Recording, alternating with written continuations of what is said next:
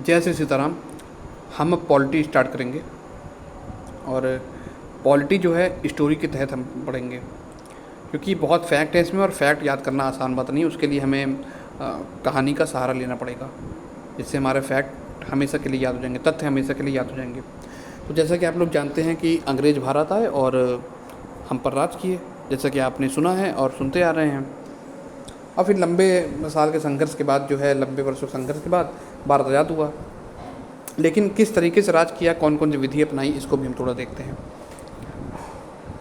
तो होता यह है कि 1600 के आसपास जो अंग्रेज़ थे वो भारत आए व्यापार करने के उद्देश्य से। इनकी कंपनी थी, उस कंपनी का नाम था ईस्ट इंडिया कंपनी, जिसको जो है पूरी तरीके से अधिकार मिला था व्यापार का, जो ब्रिटेन की रानी थी क्वीन एलिजाबेथ प्रथम, उनके द्वारा। फिर भारत में भी अपना ट्रेडिंग ऑपरेशंस इन्होंने स्टार्ट किया और 1765 के आसपास इनको 1765 में ही इनको दीवानी मिलती है, दीवानी राइट मिलती है। बंगाल, बिहार और उड़ीसा 3 प्रेसिडेंसीज थी, इनकी दीवानी राइट इनको मिला, दीवानी अधिकार मिला। अब दीवानी राइट होता क्या है? देखिए, दीवानी राइट जो होता है, जो टैक्स कलेक्शन जैसे हम कहते हैं, तो रेवेन्यू के ऊपर राइट, और सिविल जस्टिस जो लोक न्याय को लेकर के जो होता है, वो ये दोनों राइट इनको मिल जाता है, बंगाल, बिहार और उड़ीसा का। फिर ये खूब एक्सपेंशन करते जाते हैं और इस तरीके से हर जगह अपना जो है व्यापारिक उद्देश्य और साथ ही साथ इनकी जो महत्वाकांक्षाएँ थीं वो सामने आने लगती हैं। फिर लोगों का जो है, जब इनकी महत्वाकांक्षाएँ देखते हैं तो फिर काफ़ी विद्रोह शुरू हो जाते हैं, और उसी में सबसे बड़ा विद्रोह था 1858 का, जो सिपाही विद्रोह जिसे हम कहते हैं। तो जब सिपाही विद्रोह हुआ तो ब्रिटिश क्राउन को ये लगा कि अगर अब हमने डायरेक्टली इन्वॉल्व नहीं हुए अगर हम भारत में, तो हम को निकाल दिया जाएगा, भगा दिया जाएगा। लॉर्ड कैनिंग तो यहाँ तक ये कहते हैं कि अगर सिंधिया ने हमारा साथ ना दिया होता तो हम तिनके की भांति इस आंधी में उड़ गए होते। तो कुछ ऐसे लोग थे जो भारतीय होकर भी दूसरों का साथ देते थे, और आज भी ऐसे हैं जिन्हें हम गद्दार कहते हैं। तो 1858 का जब विद्रोह होता है तो ब्रिटिश क्राउन पावर में आती है। एक तरीके से पावर का ट्रांसफ़र होता है कंपनी से क्राउन रूल, तो क्राउन रूल की स्टार्टिंग हो जाती है। उसके बाद क्राउन रूल ही चलता है। फिर 15 अगस्त 1947 को भारत आज़ाद होता है। जब भारत आज़ाद हुआ तो संविधान सभा की और संविधान की आवश्यकता पड़ी।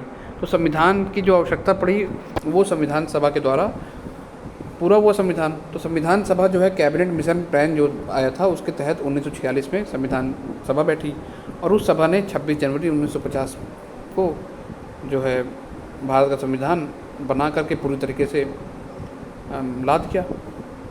अब भारत का संविधान आ गया।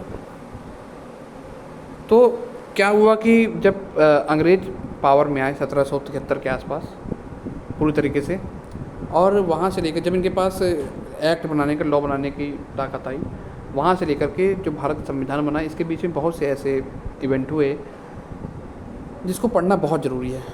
क्योंकि कहीं ना कहीं हम अपने संविधान में देखते हैं कि उनका प्रत्यक्ष या परोक्ष, डायरेक्ट या इनडायरेक्ट रिलेशन ज़रूर है।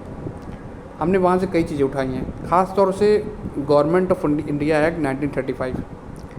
तो इसलिए हमको ये पढ़ना बेहद ज़रूरी है। अब आपको पूरा जो मैट्रिक्स है पॉलिटी का वो समझ में आया होगा। अब हम इसको 2 हेडिंग के अंदर देखेंगे। पहला जो 1773 से लेकर के 1858 तक चला, इसे हम कहते हैं कंपनी रूल। क्या कहते हैं? Company rule. इसके तहत देखेंगे। और दूसरा हम देखेंगे क्राउन रूल। जैसा कि हमने बताया कि 1858 में नींद से जग गए ब्रिटिश के जो पार्लियामेंट थी, और क्राउन रूल वहाँ से स्टार्ट होता है 1858 से 1947। फिर हमारा भारत आज़ाद होगा, और उसके बाद जो है सारी चीज़ें संविधान के द्वारा ही पारित होंगी। लेकिन कंपनी रूल में 1773 से लेकर के 1773 से लेकर के 1858 के बीच में बहुत से एक्ट आए, और यही वजह है जो 17 ये जो फेज इसलिए इम्पोर्टेंट भी हो जाता है, ख़ास तौर से 1813 से 1854 के आसपास का जो फेज है, इसलिए इम्पोर्टेंट हो जाता है। 1858 के आसपास का फेज है, क्योंकि यहाँ पे एक ऐसे एजुकेशन सिस्टम की को लाया गया जिसका जो है हर्जाना आज भी हम लोग भुगत रहे हैं, जिसका खामियाजा आज भी हम लोग भुगत रहे हैं। तो बाबू वाली मानसिकता की शुरुआत जो हुई, वह शुरुआत यहीं से होती है, कंपनी रूल के अंदर ही। ठीक है, क्राउन रूल ने उसका और विस्तार किया और हमको बांटने पे तुल गए और बांट दिया हमको। तो ये पूरी कहानी थी। अब हम अगले चैप्टर में बड़ा जो है कहानी के तौर पे एकदम आराम से एक एक चीज़ को समझेंगे कंपनी रूल के तहत, बहुत आराम से। तो मिलते हैं फिर अगले लेसन में। बिल्कुल जोश के साथ आप हाजिर होइएगा, क्योंकि बहुत मज़ा आने वाला है। आप देखेंगे पॉलिटिक्स किस तरीके से आपके मन में बस जाएगी। ठीक है, जय सीताराम, हरे कृष्ण हरे राम।